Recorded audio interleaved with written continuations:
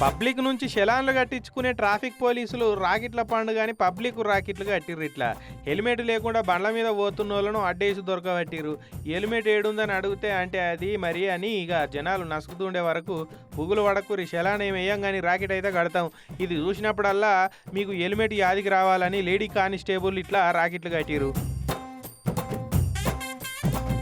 మీ శలాన్లు కాదు, మీ ప్రాణాలే మాకు ముఖ్యం, అందుకే సోదరి ప్రేమతోటి మీకు రాఖీలు కడుతున్నాం, ఇప్పటి నుంచి హెల్మెట్లు పెట్టుకునే బండ్లు తోలాలి ప్లీజ్ అని చెప్పి పంపించిరిగా. కట్నం కింద శలాన్లు ఏమైనా వసూలు చేసుకున్నారా అని కొందరికి అనుమానం వస్తుండొచ్చు, కానీ అట్లేం చేయలేదు లేరు.